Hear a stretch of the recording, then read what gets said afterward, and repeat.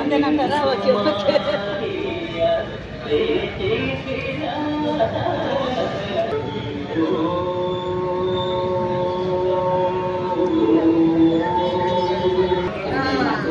కోసం రావచ్చు కదా.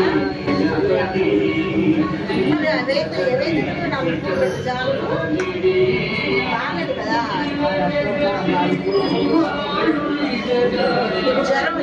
జై శ్రీరామ్. ఈరోజు మనం ఇక్కడ మన భావనారాయణ స్వామి గుడిలో మన హిందూ బంధువులు అందరం కూడా ఇక్కడ మన ధనుర్మాసం కార్యక్రమాలన్నీ కూడా జరుగుతున్నాయి. అట్లాగే ఇక్కడ భక్తులందరూ కూడా కలిసి ముందుగా మనం హైందవ శంకరం అనే కార్యక్రమం జనవరి 5వ తారీఖు విజయవాడలో జరిగే హైందవ శంకరం కార్యక్రమం కోసం మన హిందూ బంధువులు అందరూ కూడా అక్కడ కార్యక్రమానికి వచ్చి మన హిందూ ధర్మానికి మద్దతు తెలపాలని కోరుకుంటున్నాము. ముఖ్యంగా ఏంటంటే అందరం కూడా మన హిందూ ధర్మానికి మన పేర్లు కూడా మద్దతు తెలిపి విజయవాడ వచ్చి అక్కడ చెప్పే స్వామీజీలు పెద్దవాళ్ళు చెప్పే విషయాలన్నీ కూడా మనం తెలుసుకుని మన దేవాలయాన్ని పరిరక్షించుకోవాల్సిన బాధ్యత మనకు ఉంది. కాబట్టి మనందరి బాధ్యత అందరం కలిసికట్టుగా ఉండాలి. అందుకనే కదిలి రండి హైందవ శంకరావానికి అని మనం అన్ని చోట్ల హిందువులకు కూడా మనం పాంప్లెట్లు అందజేస్తున్నాము. అలాగే విజయవాడ రావడానికి కూడా మనం బస్సులు ఏర్పాటు చేశారు. పైనుంచి కూడా మనకి ఉచిత బస్సులు ఉన్నాయి. కాబట్టి రాగలిగిన హిందూ బంధువులందరూ కూడా వచ్చి అక్కడ మద్దతు తెలపాలని ఇంకొకసారి కోరుకుంటున్నాము. ఎందుకంటే అన్ని దేవాలయాల పరిరక్షణ కూడా మనకి ముఖ్యం అన్నమాట. కాబట్టి మన దేవాలయాల్లో కూడా అన్ని మంచి మంచి కార్యక్రమాలు చేసుకుంటూ అందరం కలుస్తూ అన్ని దేవాలయాల్లో కూడా కార్యక్రమాలు జరిగేటట్టు చూసుకోవాల్సిన బాధ్యత మనకు ఉంటుంది.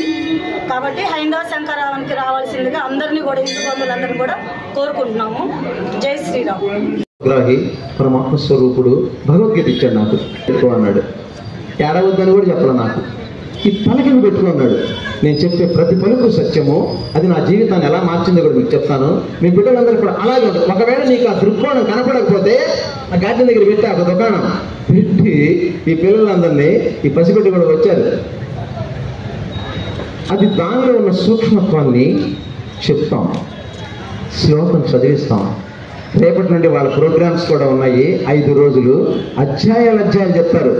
అధ్యాయంలో నుంచి ఎక్కడ నువ్వు పొరపాటు పడుతున్నావో, ఏం చేస్తే నీకు శక్తి వస్తుందో అది కూడా చెప్తారు. మీకే చెప్తారు, పెద్దలకి చెప్తారు. పలకలు పెట్టుకోమన్నాడు. పెట్టుకున్నా, చాలా రోజులు పెట్టుకున్నా. ఏడుపేమాక ఇదేంటని తీస్తే దాంట్లో మొట్టమొదటి ఏదో అలాగ ర్యాండమ్గా తీస్తే అశాంతితో అల్లాడుతున్నాను. నాకు అప్పుడు అర్థమైంది, ఈ ప్రపంచంలో మానవుడికి కావాల్సింది డబ్బు కాదు, భూమి కాదు, బంగారం కాదు, అధికారం కాదు, తిండి కూడా కాదు, మనశ్శాంతి. శాంతిని మించింది లేదని అర్థమైంది. మీ అందరూ డబ్బున్న వాళ్ళ కనపడుతున్నారు, మీకు శాంతి ఉంటుంది. కానీ డబ్బు సుఖాన్ని తెచ్చిపెడుతుంది. మీ ఇంట్లో ఏసీలు ఉంటాయి, చక్కగా డబ్బులు కూడా ఉన్నాయి, కారులో వచ్చారు, దగదగలాడుతున్నారు. అయితే గుర్తుపెట్టుకో, ఈ డబ్బు దుఃఖాన్ని ఆపలేదు, సుఖాన్ని అపరిమితంగా ఇస్తుంది. ఏదో ఒకనాడు మరణం ఆసన్నమవడం చేత కానీ, జరా వ్యాధుల రస్కారాల చేత కానీ నువ్వు ఖచ్చితంగా కన్నీళ్లు పెట్టుకునేది ఉంది. సత్యము బోధపడిన తర్వాత కన్నీళ్లు ఆగుతాయి. నా ఏడుపు ఎలా ఆగిందంటే దాన్ని చూస్తే శాంతి వస్తుంది అని రాశారు. శాంతి వస్తుందని భగవంతుడు. శ్రద్ధావాన్ లభతే జ్ఞానం, శ్రద్ధావాన్ లభతే జ్ఞానం. శ్రద్ధ చేత జ్ఞానం వస్తుందని చెప్పారు. అక్షర ఇట్లమ్మ.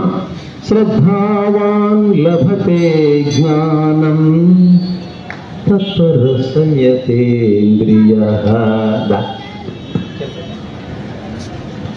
శ్రద్ధావాన్ లభతే జ్ఞానం తత్పరః సంయతేంద్రియః. జ్ఞానం లబ్ధ్వా పరాం శాంతిం అచిరేణాధిగచ్చతి. మనిషి దర్జాగా జీవించాలంటే తను శ్రద్ధగా ఉండాలి. శ్రద్ధ వల్ల జ్ఞానం వస్తుంది. జ్ఞానమే మనిషి దర్జాగా జీవించడానికి కారణం.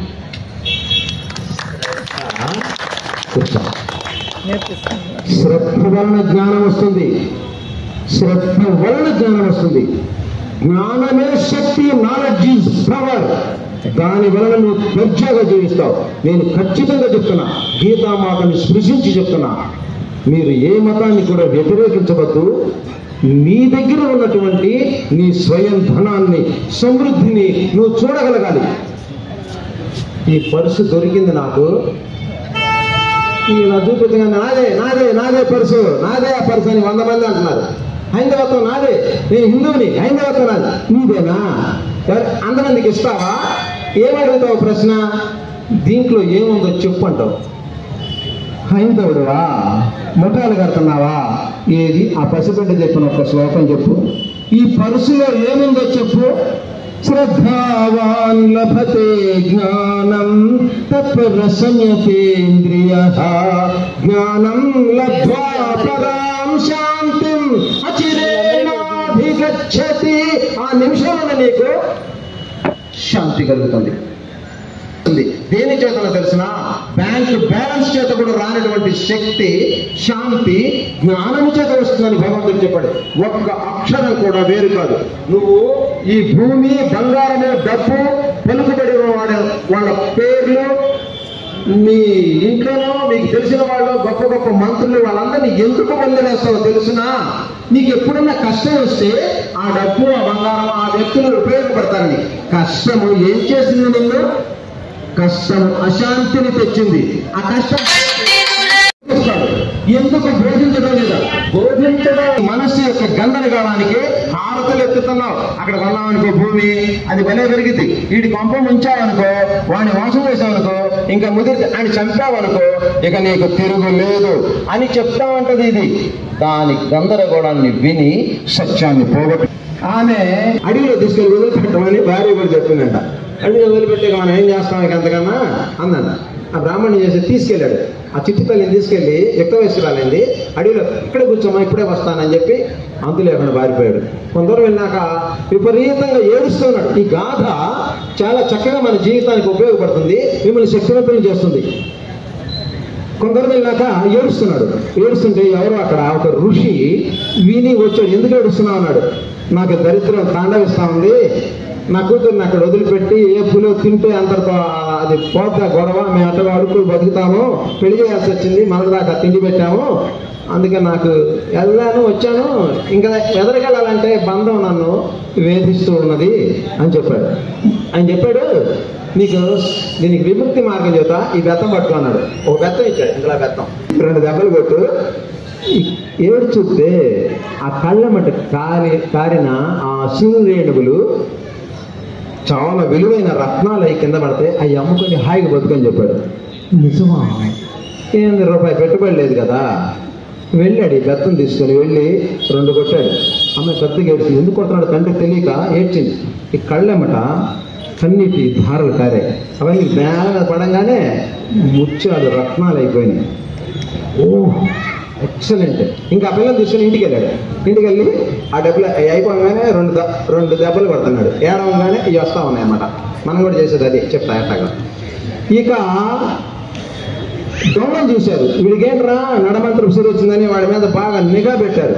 వీడు ఈ పని చేస్తున్నాడు. ఒక రాత్రి పూట ఈ బెత్తము ఈ పిల్లలు తీసుకొని పారిపోయారు దొంగలు. అడవిలో పెట్టి అచ్చగా ఒకరిని పెట్టి తన్నిస్తున్నారు. సాగకుండా కొద్దిగా అన్నం పెడుతున్నారు, మళ్ళీ బెత్తం తీసుకొని కొడుతున్నారు. ఇవన్నీ రాలుతామంటే ఒక రచ్చగా గోతాలకు పడుతున్నాడు. ఈ విషయం వేటకు వచ్చినటువంటి రాజు చూశాడు. రాజు చూసి వాళ్ళని తన్ని జైలు వేసి ఈ అమ్మాయిని ఈ బెత్తం తీసుకుని ఈడిపోయాడు. ఇక ఈ తల్లికి లేదు, విపరీతమైన ఏడుపు వచ్చేస్తుంది. ఆ రాజు అక్కడ చూడగానే ఏడుపు వచ్చేస్తుంది. ఎందుకని? తండ్రి ఒక్కడే తన్నేవాడు, దొంగలు 4. రాజు దగ్గర 10,000 సైన్యం ఉంది, కారణం పెట్టి బాధిస్తాడేమో ఈ దౌర్భాగ్యుడు అని ఏడాట మొదలుపెట్టింది. అప్పుడు రాజు వచ్చి ఎందుకు ఏడుస్తున్నావు అని అడిగాడు. నీకు తెలుసు కదా ఆ బెత్తంతో పెడితే డబ్బులు వస్తాయి, నేను దర్శకుని ఖచ్చితంగా పోతావు నన్ను అని చెప్పాడు అన్నది. ఆయన ఏం చేశాడంటే, అలాంటి హీనుని కాదు నేను, దేశాన్ని పరిపాలించే రాజుని. ఈ బెత్తం ఎంత, నీ కన్నీళ్ళతో వచ్చేటటువంటి చిరు ఇవంతా ఇవన్నీ కూడా ఈ ధనకనకాలు, దాన్ని చూడు అని ఆ బెత్తాన్ని ఇరగదీసి ఆ బాల్కనీలోంచి విషయంగాలు ఇంకా ఎక్కడ పగడాలన్నీ కూడా దొరికిపోయినాయంట. అసలు ఆ ఖజానా కూడా పక్కన. దీని అర్థం ఏంటంటే, ఈ బెత్తం ఏంటి తెలుసా? నీ చేతిలో ఉన్న ఉద్యోగం, లేదా వ్యాపారం, నీకు తెలిసిన విద్య, దీన్ని బట్టి ఏం చేస్తావు తెలుసా? ఈ ప్రపంచం అనేటటువంటి అమాయకపు స్త్రీ, దాని నుంచి ఆడు ఏడ్చేసి నీకు ఏదో జాబ్ పెడతా ఉంటాడు, అది తెచ్చుకుంటూ ఉంటావు. నువ్వు ఎప్పుడైతే అది ఆపి భగవంతుడు చెప్పినటువంటి ధర్మ మార్గంలో ఆ లక్ష్మీ తల్లిని పిలిచిన తర్వాత ఇంకా నువ్వు లెక్క వెయ్యలేనంత వస్తుంది. ఇది సత్యము సత్యము సత్యము, సత్యములకెల్లా సత్యం. ఇది నా జీవితంలో కూడా జరిగింది. నేను భగవద్గీతను ఎనలైజ్ చేసిన తర్వాత మానవుడికి కావాల్సింది బాహ్య మజిల్ పవర్ కాదు, ఇంటర్నల్ శక్తి, మనస్సు యొక్క ధీరత్వము, దాని యొక్క స్టెబిలిటీ. ఈ మనస్సు సాయంత్రానికి 50,000 ఆలోచనలు చేస్తుంది. కావాలంటే ఇంటర్నెట్లో కొట్టుకొని చూడండి. 8,000 కోట్ల న్యూరాన్స్ తో నిర్మితమై ఉంటుంది. ప్రతి న్యూరాన్స్ కలిగినటువంటి 8,000 కోట్ల న్యూరాన్లు మన హ్యూమన్ బ్రెయిన్ లో ఉంటాయి. మానవ భూగోళం మీద ఉన్న మానవ జనాభా ఎంతో తెలుసా? 1000 కోట్లు. 100 కోట్లు ఇక్కడ భారతదేశంలో ఉన్నారు. 1000 కోట్ల జనాభా ఈ భూగోళం మొత్తం మీద ఉన్నారు. అంతకన్నా ఎక్కువ రేణువులు నీ బ్రెయిన్ లో ఉన్నాయి. అంత పిచ్చాలోచి ఈ అమ్మ నన్ను అడిగింది, నిన్న మరి చెప్పావు, ఇవాళ ఏం చెప్తాను? ఇవాళ డబ్బులు ఎలా వస్తాయో చెప్తా. నీకు కాదు, నీ బిడ్డ కూడా. ఆరోగ్యం ఎలా వస్తుందో ఖచ్చితంగా ఇందులో ఒక్క మాట కూడా పొర్లుపోలేదు. ఇది నాకు అర్థమైంది భగవద్గీతలో. అప్పటి నుంచి నేను ధైర్యంగా ఈ భగవద్గీతని రచించి భీష్మ పర్వంలో దీన్ని పెట్టినటువంటి ఆ మహాత్ముడు వేదవ్యాసుల వారికి అంతరంగం నుంచి దుఃఖం కలిగిందట. ఒక రోజు తెలియదు ఆ దుఃఖం ఎందుకు వచ్చిందో, విపరీతమైన దుఃఖం కలుగుతా ఉంది. ఆయన ఏం చేయాలో తెలిసాడట. మహాత్మా దేవర్షి, నాకెందుకో దుఃఖం కలుగుతా ఉందయ్యా, తెలియని గుబులు దిగులు వేదన కలుగుతా ఉంది లోపల నుంచి. ఏంటిది అన్నట. ఓ ఆర్యపూజిత, ఓ వ్యాస భగవానుడా, భారత భాగవతాలు మొత్తం రాశావు, వేదాన్ని ఋగ్యజస్సామ అధర్వణాలుగా 4 పోగులుగా విభజించావు. ఇంకా నీకు దుఃఖం ఎందుకు కలుగుతుందో చెప్పనా? చెప్పు స్వామి, నాకు అర్థం కావట్లేదు. అంచితమైన ధర్మచయమంతయు చెప్పితివి, అందులో నీ వించుకగాని విష్ణు కథలేర్పడ చెప్పవు. ధర్మచయం మొత్తం చెప్పావు. అంటే ధర్మం ఎందుకో తెలిసినా, మన వీళ్ళంటున్నారే, వీళ్ళ కథ కావాలి. ధర్మాన్ని యాజ్ ఇట్ ఈజ్ గా తీసుకొచ్చి ఇతరుల జోలికి పోవద్దు. చక్క చదువుకున్నాం అనుకో, ఎందుకు చదువుకోవాలి? చదువు చేస్తే ఏమొస్తుంది? కొంపల ముంచడం ఈ రోజు మొదలుపెట్టి దొంగతనం కాబట్టి ఇంకా డబ్బులు వస్తాయి కదా, కాబట్టి ఎందుకు చదువుకోవాలి అంటే అప్పుడు ఒక గాథ చెప్తారు. ఆ విధంగానే భగవంతుడి ఈ భూతలం మీదకి వచ్చి సత్యము భాగవతం జరిగింది. ఆ పరమేశ్వరుడు వచ్చి ఈ మొత్తాన్ని కూడా, ఈ ధర్మచయమంతా కూడా తన జీవితాన్ని మార్గదర్శకంగా చేసి చెప్పాడు. దాన్ని, ఆ భాగవతాన్ని వేదవ్యాసుల వారు, నారదుల వారి ప్రోత్సాహంతో చక్కగా దాన్ని లిఖించి మనకు అందించాడు.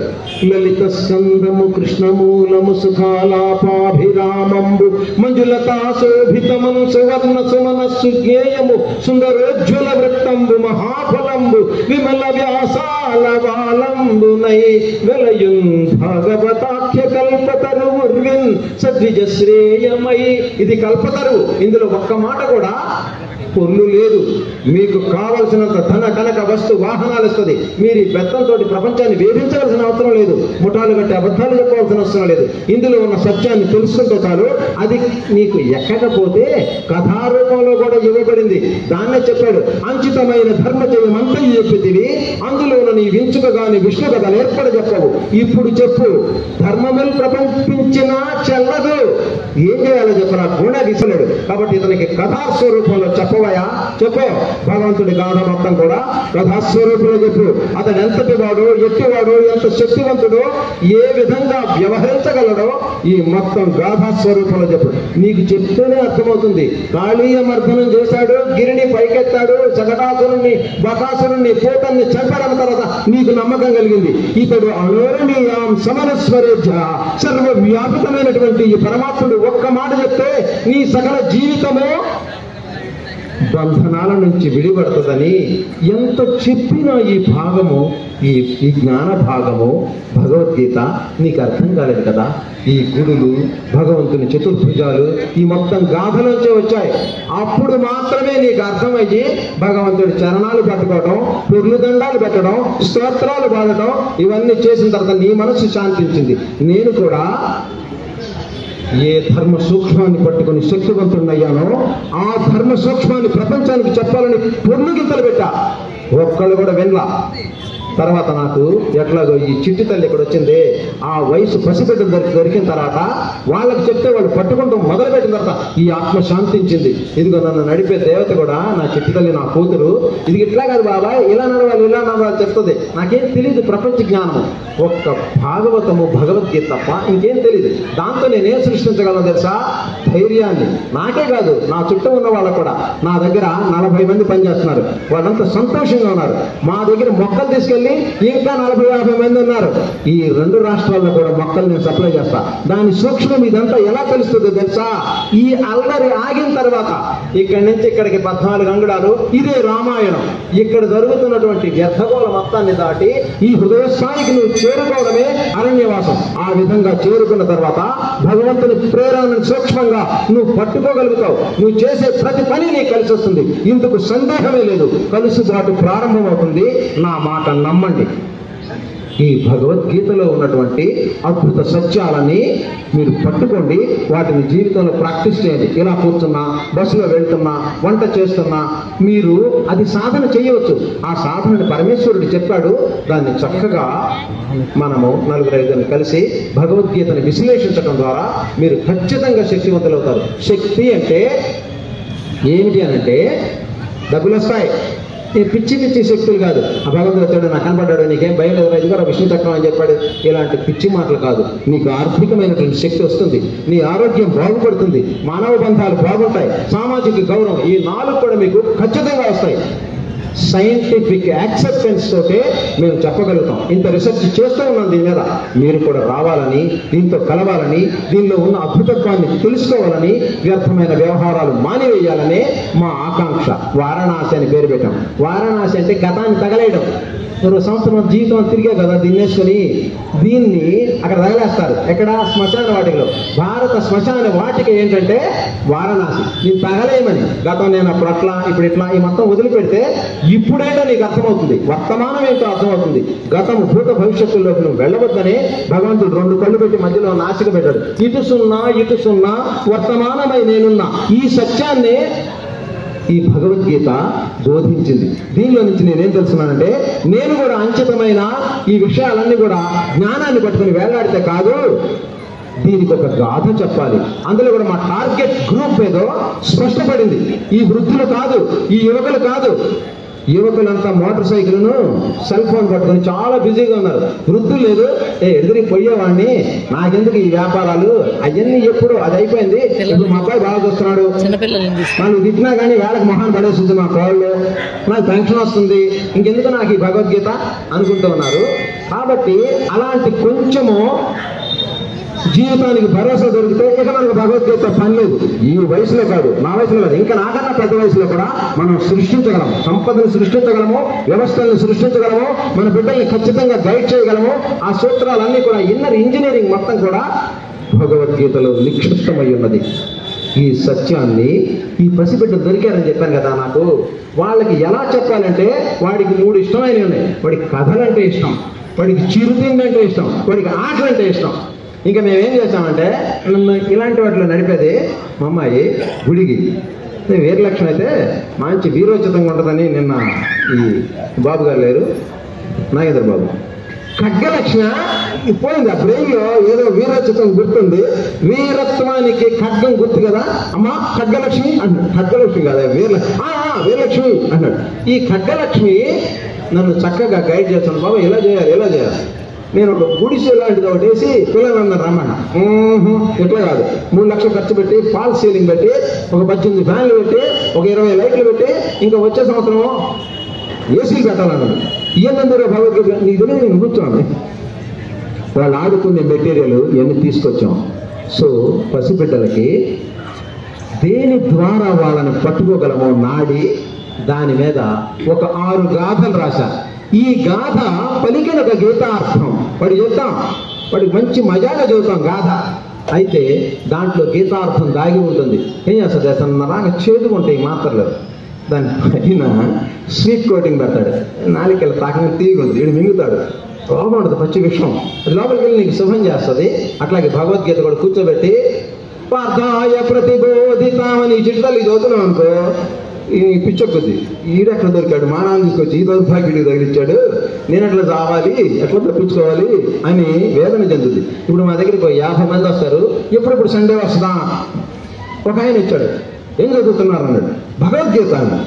ఎవరు చెప్పారు భగవద్గీత? ఇదిగో మా రవి గారు చెప్పారు భగవద్గీత అన్నారు. కాదు కృష్ణుడు కదా. కృష్ణుడు కాదు, ఈయన చెప్పింది భగవద్గీత అని చెప్తున్నారు. అంతగా అమాయకత్వంగా ప్రేమిస్తారు, చెప్పిన దాన్ని వింటారు, చక్కగా దాని అంతరార్థాన్ని పట్టుకుంటారు. ఈ అడ్వాంటేజ్ తీసుకుని వాళ్ళని పాడు చేయను, ధ్యానం ఎలా చేయాలో, జపమాల ఎలా చెప్పాలో చెప్పాం వాళ్ళకి. వాళ్ళ ర్యాంక్స్ అన్నీ కూడా డెవలప్ అయినవి. రేపటి నుంచి మీరందరూ కూడా రండి. రేపటి నుంచి 5 days మా పిల్లలు వచ్చి ఈ భగవద్గీత యొక్క ఆ వివరణ మీకు అద్భుతంగా చెప్తారు. ఇలా కూర్చొని ఇప్పుడు 20 శ్లోకాలని ఒక 10 మంది కలిసి 2 శ్లోకాలు చెప్తారు అర్థాలు. సాంఖ్యయోగంలో కొంత వచ్చింది, జ్ఞానయోగం పూర్ణంగా వచ్చింది, 12వ అధ్యాయం అయినటువంటి భక్తి యోగము, 15వ అధ్యాయం అయినటువంటి పురుషోత్తమ ప్రాప్తి. పురుషోత్తమ ప్రాప్తిని ఇంత పసిబిడ్డ వివరిస్తుంటే నా కన్నీటి భారం ఆగవు. ఇంత పసితనంలో పరమేశ్వరుడి స్పర్శ ఎలా కలిగింది చిన్నారికి, ఎట్ట పట్టుకోగలిగింది. శ్లోకాలు నిన్ను నీకు 20 శ్లోకాలు రాకపోతే రేపు అక్కడికి తీసుకెళ్ళమంటే నా పాపం చేసిన సార్ గంటన్నరలో 15 శ్లోకాలు పట్టిస్తుంది. నాకు ఆశ్చర్యం అనిపించింది. ఒక్క మాట కూడా నేను అబద్ధం చెప్పట్లా. అబద్ధం చెప్తే మా ఖడ్గలక్ష్మి ఊరుకోదు, ఎందుకలా అబద్ధాలు చెబుతున్నాడు. అర్థం చెప్పను, నేను సత్యమే చెప్తున్నాను. మనం ఏం చేద్దామంటే మన జాతిని పునర్నిర్మాణం చేద్దాం. వాళ్ళని వీళ్ళని అసహించుకోవటం, అలాంటి వ్యర్థమైనటువంటి బాటల్లో నుంచి తప్పిద్దాం. పరులెవ్వరు తామెవ్వరు, భాగవతం చెప్తుంది, పరులెవ్వరు తామెవ్వరు పరికింపగ ఏకమగుట భావింపరు, తత్పరమ జ్ఞానములేమిని పరులను తామంచు దోచు ప్రాణులకెల్లం. ఈ భగవద్గీతలో, భాగవతంలో, నీ రామాయణంలో ఉన్న పరమ భావాన్ని నువ్వు పట్టుకోలేకపోవడం చేత వాళ్ళు వేరు నేను వేరు అని మిథ్యావాదాలు చేస్తున్నావయ్యా. ఇది మొత్తము ఏకస్వరూపము, ఏకం సత్ విప్ర బహుదా వదంతి. అనేక విధాలైనటువంటి జ్ఞానులు బహువిధాలుగా దీన్ని చెప్పారు, కానీ ఇది ఏకము, ఒక్కటే అద్వైతం. ఇది నీది అద్వైతమా ద్వైతమా? అద్వైతమే నేను చెప్తావు. మరి రెండో మతం ఎక్కడున్నది? రెండో మతం అంటే నువ్వు ఒప్పుకుంటావా నీ దేవుడు కాక ఇంకొక దేవుడు ఉన్నాడని? పిచ్చేవాడా, అదంతా కూడా నామగుణ విశేషాలలో మార్పు. చెప్పే ధర్మ సంచయము ప్రతి మతంలో కూడా ఒక్కటే. వ్యర్థ విషయం మీద కాలక్షేపం చేయొద్దు. నీ బిడ్డ ఏ విధంగా వ్యవస్థని నిర్మించగలడో, ఎక్కడ కూడా లొసుగు లేకుండా ధన సంపదని ధర్మ మార్గంలో ఎలా సృష్టించగలడో దానికోసమే మనం పాటుపడదాం. మన జాతి నిర్మాణం అలాగే జరగాలి. పసిబిడ్డలకి ఏం చెప్పాలో, ఎలా చెప్పాలో 6 గాథలు రాసా. ఇంకా రాద్దాం అనుకున్నా, ఇంకా గాథలు వాళ్ళకి ఎదురుగానే చెప్తున్నా. ఇంకా రాయవలసిన ఎవరు చదవటం లేదు. ఇంకా ఇది ఒకటి ఉందని కూడా మీకు ఆన్లైన్లో కూడా పెట్టించాం దీన్ని. కొంతమంది చదివిన వాళ్ళు ఇంతకు ముందు గెలుపు సులభం అని రాసాం. ఎప్పుడు ఇదే యాంగిల్లో చూస్తున్నాం భగవద్గీతని. గెలుపు సులభం, మీకు మళ్ళీ చెప్తా ఉన్నా, గెలుపు సులభం, ఓడిపోవటం కష్టం. ఓడిపోవాలంటే ఈర్ష్య, ద్వేషం, అసూయ, మదం, మాత్సర్యం, అనేకత్వం, ద్వైతం, వీటన్నిటి పట్టుకొని దరిద్ర వేషాలనేసి నికృష్టలేసి ఓడిపోవాలి. ఎంత కష్టపడాలో. ఈ మొత్తాన్ని సర్వధర్మాన్ పరిత్యజ్య మాం ఏకం శరణం వ్రజ, ఆ సర్వవ్యాపితమైన నిర్మల నిశ్శబ్ద స్వరూపాన్ని కనుక నువ్వు ఆశ్రయించిన తర్వాత గెలుపు సులభం, ఓడిపోవడమే కష్టం. ఈ సత్యాన్ని మీరు పట్టుకోవాలి, మీ బిడ్డలకి ఇదే బోధించాలి తప్ప మన భారత మతము ముఠాలు కడదాము, వాణి తిడదాము, ఇలాంటి నికృష్టమైన వాటి జోలికి వెళ్ళవలసిన లేదు. అఖండమైన నిధి నిక్షేపాలు ఉన్నాయి నీ ధర్మ సంచయంలో, దాన్ని పట్టుకో. ఇప్పుడు ఈ గాథలు ఎలాగ చెప్పానో చెప్తా మీకు కూడా, ఇంకా మీరు రిలాక్స్ అవుతారు. ఈ భారమైనటువంటి బోధలు ఇంకా తట్టుకోలేము. కాబట్టి మొట్టమొదటిది ఒక గాథ, దాని పేరు 6 గాథలు చెప్తాను. విజయం గారు ఏమంటారు? 8వ ఉంది. ఇంకా గంట చెబుతా. ఇంకా మళ్ళీ రేపటి నుంచి నన్ను ఎక్కనిరు దీని మీద. అందుకని తనివి తీరా మీకు చెప్పవలసింది మొత్తం చెప్పే ప్రతిదీ కూడా సత్యము సత్యము సత్యము. ఒక ఊరున్నది, వైశాలి రాజ్యానికి పక్కనే ఉన్నది ఆ ఊరు. దాని విష్ణు క్షేత్రం అంటారు. దాన్ని గాది చెప్తామా, విష్ణు క్షేత్రం అంటారు. నేనే రాశాను, ఆ పేర్లే రాశాను. విష్ణు క్షేత్రం అంటారు. అక్కడ పెద్ద మహాదండకారణ్యం, నైమిసారణ్యం ఉన్నది. దాంట్లో ఆ నైమిసారణ్యంలో ఋషులందరూ కూర్చొని పెద్ద పెద్ద యజ్ఞాలు చేస్తూ ఉంటారు. అంతేకాదు ఈ తీర్థ ప్రసాదాలన్నీ కూడా సకల జీవుల కోసం అక్కడక్కడ పెడుతూ ఉంటారు. ఎంతో ఇష్టమైన పరమాన్నం ఇవన్నీ కూడా వండి అక్కడ పెడుతున్నారు. కానీ ఒక చిన్ని కోతి ఆ పెద్ద వృక్షం మీద కూర్చొని దానికి విపరీతమైన బాధ, కన్నీటి ధారలతోటి ఏడుస్తూ ఉన్నది. ఆ బుజ్జి కోతి ఏడుస్తూ ఉంటే అక్కడ నైమిసారణ్యంలో పూజ చేసేటువంటి ప్రధాన యాజకుడు ఒక శ్లోకాన్ని చెప్తున్నాడు తన శిష్య బృందానికి. శ్రద్ధావాన్ లభతే జ్ఞానం. ఈ గాథ పలికినక గీత, ఈ శ్లోకం ఏం చేస్తుందంటే గీతార్థాన్ని అద్భుతంగా చెప్తుంది. దాంతో ఒక జీవితం మారిపోతుంది, మీకు కూడా మారిపోతుంది. నా మాట నమ్మండి, నాకు మారింది ఈ శ్లోకంతోనే. అందుకే ఈ శ్లోకం అంటే నాకు చాలా ఇష్టము. పసిబిడ్డలు ఎవరు నాగానే ఫస్ట్ భగవంతుడి గురించి చెప్పను, లేకపోతే ధర్మక్షేత్ర కురుక్షేత్రం కూడా చెప్పను. శ్రద్ధావాన్ లభతే జ్ఞానం చెప్తా ఉన్నాడు ఆయన ప్రధాన యాజకుడు. విన్నది ఆ కోతి. వాళ్ళ అమ్మ కూడా ఇదే శ్లోకం చెప్పేది. ఇది మామూలు కోతి కాదు, ఇద్దరు సుగ్రీవుడు. పరమ నీచమైన పనులన్నీ చేస్తుండే, చాలా ఉలిపిది. ఏం చేస్తా అంటే పెద్ద పెద్ద ఆ నైమిసారణ్యం పక్కనే ఉండేది ఈ రాజ్యం కూడా. ఈ రాజ్యాన్ని కామ్యసేనుడు అనే వైశాలి రాజ్యాన్ని కామ్యసేనుడు అనే రాజు పరిపాలించాడు. వాడు పరమదుష్టుడు. ఇతర రాజ్యాల్లో ఉన్న ఎవరిని కూడా నిద్రపోనివాడు. పొద్దున్న లెగిస్తే యుద్ధమే వాడి పని. వాడు ఏం చేసేవాడంటే ఒక దర్పంతో, ఉక్కుపాదంతో అన్ని నొక్కి పారేసేవాడు ప్రజల్ని, అన్నీ కూడా. విపరీతమైన దళాలని, అశ్వదళాలని, గజదళాలని, సైనిక దళాలని విపరీతంగా పెట్టుకుని యుద్ధాలు చేస్తూ ఉండేవాడు. ఆ రాజ్యంలోనే ఈ కోతిపిల్ల కూడా ఉంది. ఏం జరిగిందంటే ఒక రోజున, ఇది ఎందుకు ఏడుస్తున్నదో చెప్తా. ఇది ఈ శ్లోకం విన్నది. శ్రద్ధావాన్ లభతే జ్ఞానం. వినంగా దీనికి ఒక్కసారి ఒళ్ళంతా కూడా విద్యుత్ ప్రవహించింది. ఎందుకు తెలుసు? వాళ్ళ అమ్మ ప్రతిసారి ఇదే చెప్పేది. అయినా శ్రద్ధ కలిగి ఉండు, అశ్రద్ధగా ఉండబాకు. సింహం నిద్రపోతుంది, పుల్లు నిద్రపోతుంది. దాని చెవులోకి ఇది పుల్ల పెట్టి తిప్పుతూ ఉంటుంది. కోతి చేష్టలు అనమాట. అది లేచి పంజాతో ఒక దెబ్బ కొట్టాడు. వాడికి కాళ్ళు ఇరిగి, కీళ్ళు ఇరిగి చచ్చి అమ్మ దగ్గరికి ఎట్టకూడదు. ఒకసారి ఎలుగుకొని పట్టుకుంది దీన్ని, ఎలుగుని పట్టుకుంది. వెళ్ళి దాని దగ్గర కోతి పనులు చేస్తా ఉంది. అప్పుడు వీళ్ళ అమ్మాయిని చాలా నైపుణ్యత ఏం చెప్పిందంటే, అయ్యా నా బిడ్డ నిన్నెప్పుడు ఆరాధిస్తూ ఉంటాడు. ఇంట్లో ఆ ఎలుగుబంటి ఎంత శక్తివంతమైంది ఎన్నో చెప్తా ఉంటాడు. నిన్ను ఏదో దగ్గరగా చూడాలని వచ్చాడు. కాదు వీడు నా తోకపుచ్చుకు లాగుతున్నాడు. వాడి పేరు సుగ్రీవుడు. ఇలా చెప్తే నిన్ను ఆరాధిస్తుంది. అలా నిన్ను తాకాలని వచ్చింది తప్ప నీ మీద దానికి ద్వేషభావం ఏం లేదంటే సంతోషపడి ఆ ఎలుగుబంటి వదులుతుంది. అమ్మా నీకు ఇలాంటి మాటలన్నీ ఎలా వస్తాయంటే, అయ్యా జీవితాన్ని ఎటువంటి ఒడిదుడుకులు లేకుండా నడుపుకోవాలంటే శ్రద్ధ కావాలి మానవుడికి. అశ్రద్ధ అంటే ఏంటి చెప్తా మీకు. చాలా అది నమ్మబుద్ధి కాదు. అమ్మ అక్షర రాతల్లి. అశ్రద్ధ అంటే శ్రద్ధావాన్ లభతే జ్ఞానం. మనం యాక్షన్ చేసి చూపిస్తామే అశ్రద్ధ. మన జీవితాన్ని మొత్తాన్ని పరిపాలిస్తూ ఉంటుంది. ఇంత చిన్న విషయం భగవద్గీత అని మీరు అనుకుంటారు. అశ్రద్ధ నటించగలరా? నా పేరు అక్షర, నన్ను పిలవండి. చెప్పు. అయితే ఏంటి నీ పేరు? అయితే మేమేం చేయాలి? నేను కాసేపు అశ్రద్ధలో కనిపెడతాను. అలాగే చాలా మంది తమ జీవితాలలో అలానే చేస్తారు. మనం అందరం కూడా ఎక్కువసేపు అశ్రద్ధ ఎలా ఉంటుంది సార్? ఏందో ప్రపంచాలు లేదేవాళ్ళ ఇలా అంటుంటాడు. దీనివల్ల చాలా వచ్చిందని అనుకుంటాడు. ఇప్పుడు మా చుట్టూ తల్లి యాక్షన్, ఇది మేమందరం కూడా ఇలా యాక్షన్ చేసి చూపించుకుని పట్టుకుంటూ ఉంటాం. అశ్రద్ధలోకి వెళ్ళవా? నీ పేరు అక్షర.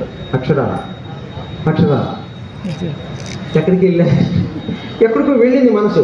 ఇలాగ మీ అందరూ కూడా వెళుతూ ఉంటుంది.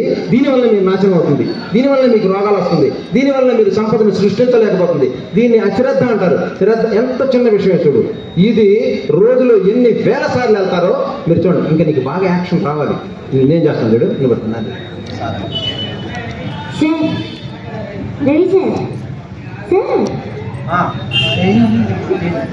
ఇది మీ అందరూ చేస్తానంటారు. ఇది ఇంత దరిద్రపతి మీ ప్రపంచాన్ని, మీ జీవన యానాన్ని మొత్తాన్ని కూడా సర్వనాశనం చేస్తున్నది ఇదే. ఇది భగవంతుడు ఏమన్నాడంటే, ఇది నీ పరమశత్రువు, ఇదే ఈ సంసార వృక్షాన్ని సృష్టించింది. దీనికి ఊర్ధ్వమూలమధశాఖం అశ్వత్థం ప్రాహురవ్య, అర్థం పర్థం లేని కొమ్మలతో విపరీతంగా పెరిగిపోయింది. యథార్థమైనటువంటి ప్రపంచం కాదు. దీన్ని చాలా ఈజీగా డీల్ చేయగలవు. ఈ మనస్సులో గందరగోళం పెడతా ఉన్నదే ఆలోచనలు, ఇదే నిన్ను సర్వనాశనం చేస్తా ఉన్నది. దీన్ని దాటిన మరుక్షణంలో నువ్వు అద్భుతంగా విజయాన్ని సాధించగలవు. దానికి నీకు కావలసినదే యోగము. యోగం అంటే అందుకోవడము, పొందుకోవడము. దాన్ని అందుకోవాలయ్యా. దేన్ని? జ్ఞానాన్ని. జ్ఞాన స్వరూపమే భగవంతుడు, అంతేగాని చతుర్భుజుడు కాదు. శంఖ చక్ర గదా జాయుధాలతో ఉంటాడు, కానీ జ్ఞానమే అతని స్వరూపము. ఆ జ్ఞానమే ఇందుగలడు అందులేదని క్షేమ హృదయంలో, మహా ఏనుగు హృదయంలో, విశ్వమంతటిలో, భూమిలో భూమి ఆకర్షణ రూపంలో ఈ సమస్తము విస్తరించి ఉన్నది ఏంటంటే జ్ఞానము. అదే భగవంతుడు. అది నీకు ఎప్పుడు పరబడుతుందో తెలుసా? ఇప్పుడు ఈ చిట్టి తల్లి చూపించిందే అజ్ఞానం, అశ్రద్ధ, ఇలా పోతా ఉంటావే, దాని వలన నువ్వు భగవంతుడిని పోగొట్టుకుంటున్నావని వేదం చెప్తా ఉన్నది. కాబట్టి ఆ శ్లోకం విన్నది ఈ చిన్ని కోతి, దాని పేరు సుగ్రీవుడు. ఏంటిది? మా అమ్మ చెప్పిన శ్లోకం మళ్ళీ ఇక్కడ వినపడిందని చాలా శ్రద్ధగా చెప్తున్నాడు యాజకుడు. ఎవరికి శ్రద్ధ ఉంటుందో, ఇప్పుడు ఆ చిట్టి తల్లి చూపించినట్టుగా నిరంతరం వ్యర్థమైనటువంటి ఆలోచనలు ఎవరు చేయకుండా ఉంటారో వారికి శ్రద్ధ ఉంటుంది. అదే ధ్యానము, అదే శ్రద్ధ. ఇది ఉన్నదే, ఇది అశ్రద్ధ, ఇది పరధ్యానము. దీనివల్ల దరిద్రం పట్టింది నీకు. నీవు గనక శ్రద్ధని గనక ఆశ్రయిస్తే నువ్వు ఎంత చిన్న ప్రాణివైనా సరే, ఎంత మహాకార్యాన్నైనా చెయ్యగలవు అని నిరూపించాడు. ఈ కోతులని నిజంగా కోతులు కాదు, మన రాములు వారు తీసుకెళ్ళి కోటాను కోట్ల కోతులు సేతుబంధనం చేస్తారు. సేతుబంధనం అంటే సామాన్యమైన విషయమా? చిన్న కాలానికి అడ్డమేయలేము, సముద్రానికి అడ్డమేశాడు. మహాకార్యాన్ని ఎలా సాధించాడు తెలుసా? కోతులు కాదవి, నీ బ్రెయిన్ లో ఉన్నటువంటి న్యూరాన్స్ మొత్తాన్ని ఏకీకరణం చేయడమే యోగము. అలా ఏకీకరణం చేసిన వాడు దేన్నైనా సాధిస్తాడని ఈ శ్లోకం చెప్తుంది. శ్రద్ధావాన్ లభతే జ్ఞానం. అది విన్నది కోతి, ఇంకా దానికి ధైర్యం వచ్చింది, ఏడు పాపేసింది. ఆ చెట్టు కొనకొమ్మల్లోంచి దిగొచ్చి ఈ ప్రసాదాలు తిన్నది. ఇంకా అడవి కట్టం పడి వెళ్తూ ఉన్నది. దీనికి ఎందుకు ఈ దుఃఖం వచ్చింది తెలుసా? ఆ దేశాన్ని పరిపాలించే కామ్యసేనుడి యొక్క గుర్రాల శాలకు నొప్పట్టుకుంది. ఆ గుర్రాలన్నిటికీ గాయాలని, ఇంక దాన్ని ఎట్లా బాగు చేయాలి అని అంటే, వీళ్ళున్నారే ధన్వంతరులు, కోతులు రక్తం తీసుకొచ్చి గుర్రాలకు పుయ్యాలని చెప్పారు. పట్టుకొని దేశంలో ఉన్న కోతులందరినీ సాగుకొట్టమన్నాడు. ఇక సైన్యం వచ్చి కోతులు మొత్తాన్ని పట్టుకుని బాణాల కొద్ది రక్తాన్ని తీసేసి చంపేశారు. వీళ్ళ అమ్మని నాన్న కూడా చంపేశారు. అప్పుడు దీనికి ఎనలేడు దుఃఖం వచ్చింది. అప్పుడు వచ్చి అరణ్యంలో ఏడుస్తూ ఉంటే ఆ నైమిషారణ్యంలో ఆ చిన్ని కోతికి ఈ శ్లోకం వినపడింది. వాళ్ళ అమ్మ కూడా ఇదే శ్లోకం చెప్పేది. అప్పుడు ఏం జరిగిందనంటే, శ్రద్ధ అన్నిటికన్నా ముఖ్యమని తెలుసుకుని అరణ్యంలో ప్రతి విషయాన్ని శ్రద్ధగా చూస్తూ ఉన్నది. ఇక్కడ ఏం టూకీగా చెప్తాను. ఏం జరిగిందంటే, ఒక పెద్ద సరస్సు ఉన్నది, పెద్ద చెట్టు మీద కూర్చొని చూస్తూ ఉంది. ప్రపంచం మొత్తం కూడా శ్రద్ధగా చూస్తూ ఉన్నది. ఏనుగులు గుంపు వచ్చి నీళ్లు తాగుదామని దాంట్లో తొండాలు పెట్టి ఒక్కసారిగా గుంజి పడేసింది ఆ సరస్సు. లోపలికి వెళ్ళి చచ్చిపోయింది ఏనుగులని. పుళ్ళు కూడా అలాగే చేస్తా ఉన్నాయి. ఇదేంటి అని చెప్పి అక్కడికి దగ్గరికి వెళ్ళి చూసింది. ఆ సరస్సు చాలా మృగాలను మింగివేస్తూ ఉన్నది. అప్పుడు ఇదేం చేసిందంటే, పొడవాటి తూటి కాడ ఒకటి తీసుకుని ఆ చివర అంచు నీళ్ళలో వేసి ఈ పక్క కూర్చొని పీలుస్తూ ఉన్నది. ఆ తటాకాన్ని తాకకుండా నీరు ఎలా సాధించాలనేది శ్రద్ధతో దానికి లభించింది. ఇంకా రోజు ఇలా చేస్తుంటే దానిలో ఒక యక్షుడు ఉన్నాడు. వాడు బయటకు వచ్చి, నీ పేరేంటయ్యా అన్నాడు. నా పేరు సుగ్రీవుడు అంది. ఇన్ని మృగాలు వచ్చి దీంట్లో పడిపోయాయి, నేనే పిక్కు తింటున్నాను, నీకు ఈ అతి తెలివి ఎక్కడి నుంచి పుట్టింది అని చెప్పింది. వింటా, ఊరికే కాలక్షేపానికి అడుగుతున్నావా? వింటాను, చెప్పండి. శ్రద్ధావాన్ లభతే జ్ఞానం. ఇంత మహాజ్ఞానం ఎలా వచ్చింది? శ్రద్ధ చేత వచ్చింది. ఊరిక అశ్రద్ధగా ఎలా ఆలోచిస్తావే, దానివల్ల ఉండది పోవటమే తప్ప ఇంకా వేరే ఏదీ లేదు. నీకు అంటగట్టేవని ఎవరెవరి కళలు, ఆలోచనలు అవన్నీ నీ నెత్తి మీద రుద్దుతారు. నువ్వు ఈ నెత్తి మీద వేసుకొని ముఠాలు కట్టి తిరుగుతావు. నీ సమయం అంతా వ్యర్థమవుతుంది. శ్రద్ధ చేత నువ్వేం చేయాలో, దేన్ని పట్టుకోవాలో నీకు సుస్పష్టంగా అర్థమవుతుంది. ఈ విధంగా నేను తెలుసుకున్నానయ్యా అని చెప్తుంది.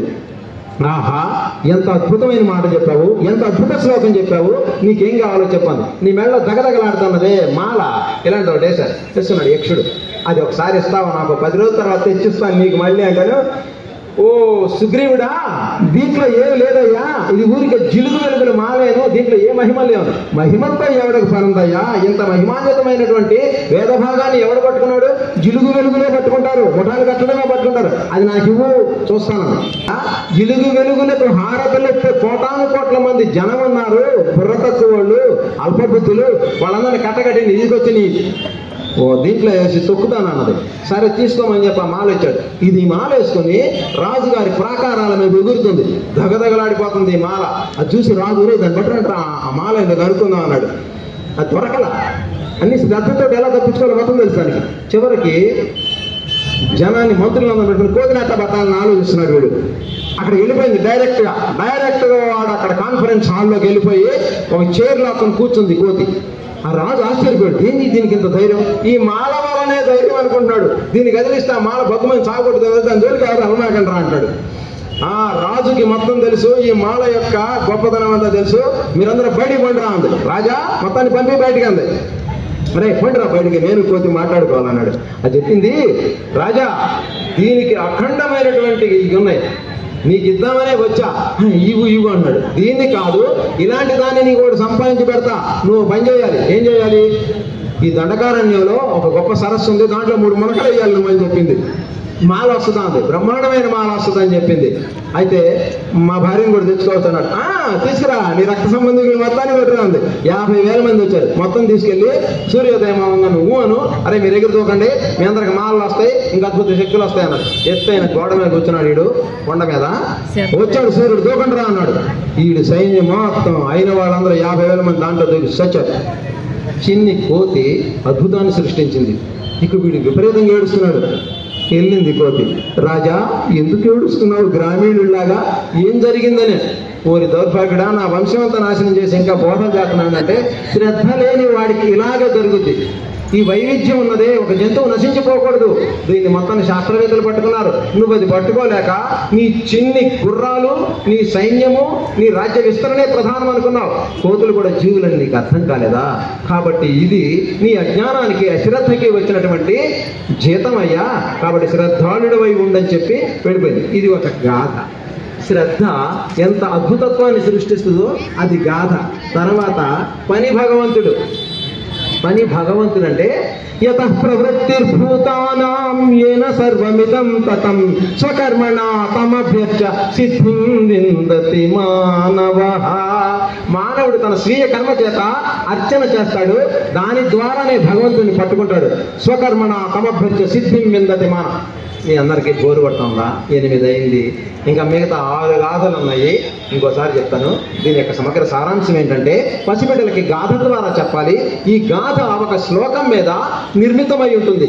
ఈ విధంగా బిడ్డలకి సత్యాన్ని బోధించి దీనిలో ఉన్నటువంటి అఖండమైనటువంటి శక్తి సామర్థ్యాలని పసిబిడ్డ హృదయం ద్వారా వరకు గనక నువ్వు తీసుకువెళ్ళగలిగితే వాళ్ళు అద్భుతాలు సృష్టించగలరు. మరో దేశాలకు వెళ్ళవలసిన అవసరం లేదు. సంపదను సృష్టించగలిగే అద్వితీయమైనటువంటి శక్తి యోగము, అది నీ భగవద్గీతలో ఉన్నది. దీనిని పసిబిడ్డలకు చెబుదాము, మీరు కూడా నేర్చుకోండి. ఈ భారత భాగవత రామాయణ గ్రంథాలను చదవడం ద్వారా అద్భుతమైన శక్తి సామర్థ్యాలను మీరు సాధించగలరని తెలుసుకోండి. అంతేగాని భగవంతుడికి పొర్లు దండాలు, చతుర్భుజాలు ఉంటాయి, ఆయనకి అప్పాలు, ఈయనకి మారేడాకులు వేస్తే వస్తాయని, అది మొత్తం కూడా 1వ తరగతిలో ఉన్నటువంటి వారు. అది ఉండాలి ఖచ్చితంగా. అది లేకపోతే తరం నుంచి తరానికి ఈశ్వర జ్ఞానము రాదు. అదృశ్య స్వరూపమైనటువంటి ఆ సర్వవ్యాపకమైనటువంటి జ్ఞానాన్ని పట్టుకోండి, అదే బిడ్డలకు ఇవ్వండి. ఇది జెండా. ఒకడొచ్చి అంటున్నాడు, మీ మతం అంతా విగ్రహారాధన చేసిగా అన్నాడు. దేశాలు చేయట్లేదా అని అడిగా. ఏంటంటే జెండాలకి నమస్కారం చేయట్లేదా, జెండా గీతాలు పాటలేదా, అది విగ్రహారాధన కాదా? కాబట్టి మనం ఒక ఎంబ్లం తోటి ఒక వ్యవస్థీకృతం అవ్వాలంటే ఒక రూపురేఖ విలాసాలతో భగవంతుడిని చూడటం అవసరం. అది అవసరాలకెళ్ళి అవసరం. దాన్ని కాదన్న బౌద్ధం లాంటివన్నీ కూడా మట్టి కొట్టుకుపోయాయి. కాబట్టి భగవంతుడు ఇలాగే ఉంటాడు, చతుర్భుజుడయ్యి. కానీ దాని అంతరార్థాన్ని నువ్వు తప్పకుండా పట్టుకోగలగాలి. అందులో ఉన్న నిశ్చితమైనటువంటి శాస్త్రబద్ధమైనటువంటి జ్ఞానాన్ని మన పసిబిడ్డలకు మొత్తానికి కూడా ఇవ్వాలి. అది గాథల ద్వారా కూడా మనం చెప్పవచ్చు. దీనికి విప్లవాత్మకమైనటువంటి పసిబిడ్డల చేత అద్భుతమైనటువంటి సత్యాలను చెప్పించగలిగేటటువంటి ప్రయత్నం అంతా కూడా చేస్తున్నాము. ఈ రహస్యం అంతా కూడా దీంట్లో దాగి ఉన్నది. నీవు నీ మతాన్ని వ్యర్థమని భావన చేయవద్దు. అతి రహస్యం పైన హరిజన్మ కథనంబు మనుజుడెవడేని మాపురేపు చాలా భక్తితోడ గడిగిన సంసార దుఃఖ రాశి బాసి తొలగిపోవు. కృష్ణార్పణం భగవదార్పణం.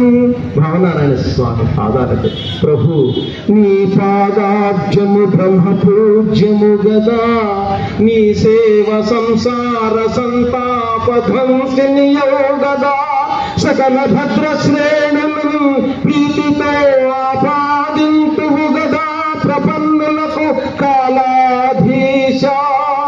కాలంబు నిర్వ్యాపారంబు గదయ్యా, చాలరు గదా వర్ణింప బ్రహ్మాదులు. కృష్ణార్పణం భగవదార్పణం.